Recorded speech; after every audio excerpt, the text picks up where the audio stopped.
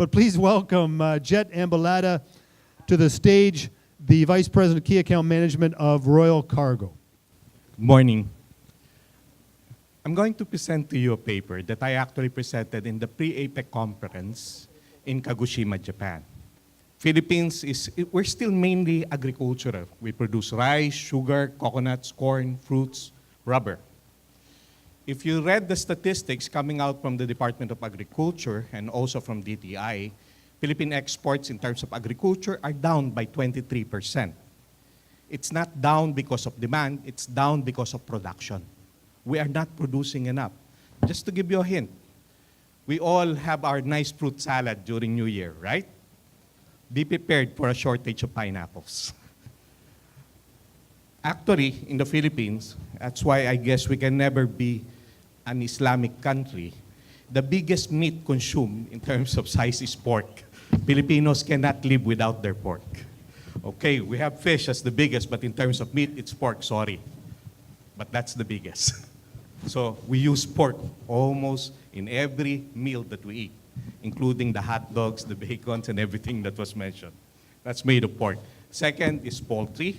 That's catching up. And of course, the least is beef, obviously because of two things, prices and supply.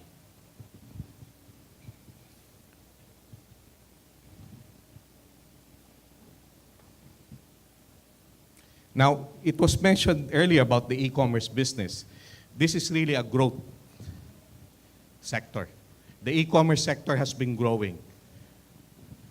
Now, I hazard to say that part of the reason that e-commerce is growing is going to be one of my major topics, and that's because of traffic. People don't want to go to malls anymore. They would like to get what they need at the comforts of their home.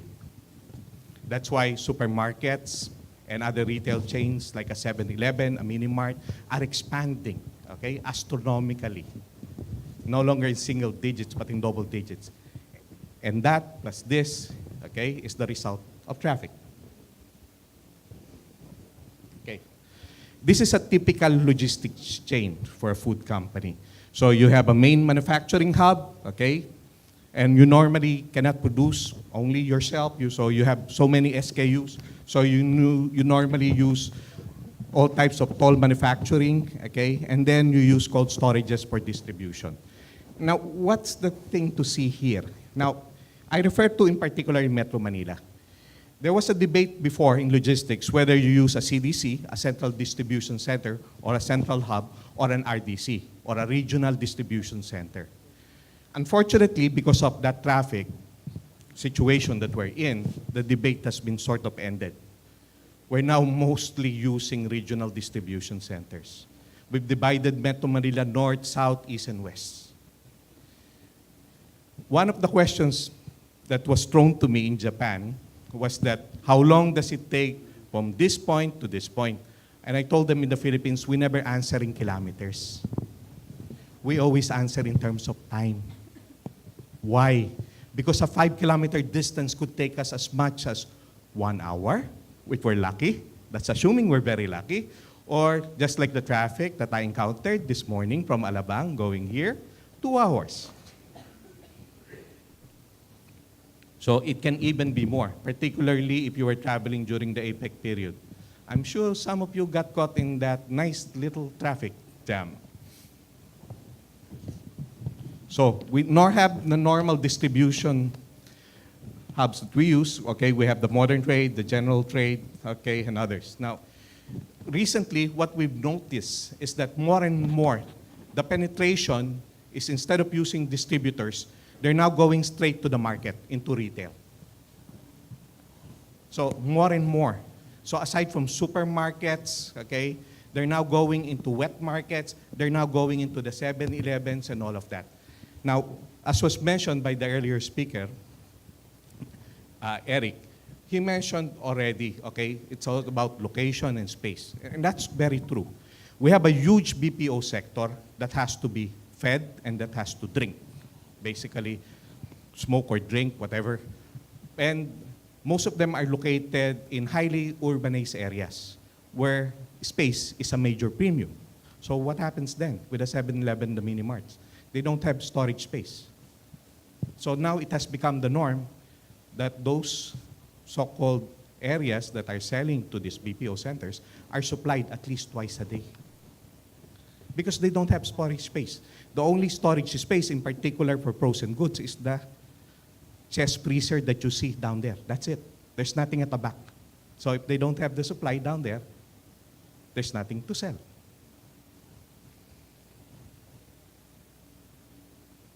So I mentioned about the different distribution channels. Okay? The modern trade is the one that's growing very, very rapidly. As you may have realized, this year, or last year actually, Rustan Supermarket is no longer owned by the Tantocos. It's owned now by a huge multinational company called Jardines, which owns Welcome and Dairy Farm. They have their own plans for expansion to modernize and to be present in every corner, okay, of the Philippines, particularly Metro Manila. So again, that's growing very, very rapidly, okay? In the gen trade, okay, despite predictions that the public markets or the wet markets will disappear, the contrary has happened. You see now small wet markets sprouting all over the place. Question is why? It's all about demand. Okay? Would you believe that for a company like an Manok de San Pedro or Baliwag Lechon, do you know location for them, just being across the road is so important? Because people will not even cross the road. That's how it is right now. And that's reality for you.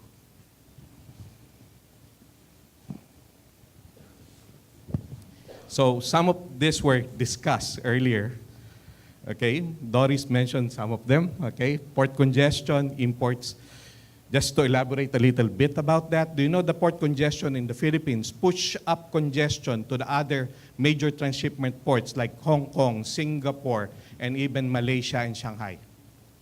That's how badly we affected everybody else. Now, speaking of port congestion, as was being mentioned earlier, I agree with Doris except one point. I don't want any expansion in the Port of Manila. Why? Metro Manila, at its furthest point, is only 30 kilometers radius. You have already 22 million people. Okay? And now, as being kept mentioned, there is not enough roadways to cater to it. And the problem is to get from the north of Luzon to the south of Luzon. Can you bypass Metro Manila? No. It's impossible. So everything has to pass through Metro Manila. So that's one of the biggest headaches. Now, it's mentioned about the convoluted laws that we have or rules that we have in the Philippines. SPS stands for sanitary and phytosanitary requirements. So for food, you have these SPS requirements. Okay? However, okay, for you to import, let's say a finished good, a canned products, okay, it normally goes to FDA. However, if it is an animal product, you still have to seek BAI or Bureau of Animal Industry clearance. So you have this. Now, if you're importing raw meat, okay, the SPS certificate, okay, will be given to you by BAI, inspected at the port. However, before it reaches your cold storage, the National Meat Inspection has a say on that. So, even if all of them are under DA and one is under DOH, they're not exactly well coordinated. So, as mentioned earlier, the high cost of distribution, lack of infrastructure. Now, let's go a bit more. So, these are all the ports in the Philippines. So many ports. We're an island nation. We're made up of 7,000 islands plus. So, but the one in blue are the only international ports in terms of containerized cargo. Okay? So here in Luzon, we have Manila, Subic, and Batangas. In Cebu, okay, in Visayas, we only practically have Cebu. In Mindanao, we have Davao, Zamboanga, Cagayan de Oro, and Jensan. Now, what's interesting about that is, I will show you in the next slides, are the volumes that each port is handling. Ooh, I wish it was a bit clearer. Okay. Anyway, what I was trying to emphasize here is that despite, okay, so many ports, the huge majority of it, the bulk of it, is passing through the ports in Metro Manila. We're still Metro Manila centric. Practically all the imports, for whatever reason, passes to the ports of Manila. It's handling already over 4 million, probably 5 million TEUs by now, combined. The North Harbor, the South Harbor, and the Manila North Harbor. So what am I saying? The port itself is contributing heavily to the congestion in Metro Manila. That has to be decentralized. Okay? One of the things that Philippines has been weak on and not exactly been publicized is on the cold chain.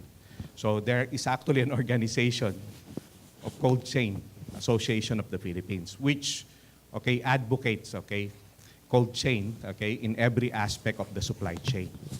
Because as I mentioned earlier, the battle has shifted from marketing, pricing, and everything, but is shifting more towards product availability. People may be willing to pay the prices that you are selling your product, but if it is not available, they will ship to another brand. So the battle now becomes availability. Now, to give you an idea, Nestle Philippines, during the height of the port congestion, it cost Nestle Philippines more than 700 million pesos in terms of detention charges, storage, and other port-related charges. But despite that, can you believe this? Nestle Philippines is still the most profitable Nestle country in Asia Pacific. And in fact, they're expanding their manufacturing hub here just to cater to the local market. So similarly, I'm making that case that there are major opportunities in the Philippines to sell products and at the same time for logistics company to grow. So the last page is about another group, which is the Philippine Association of Meat Processors. This is the group that handles or actually manufactures all the canned products, bacons, hams, and hot dogs that you're eating.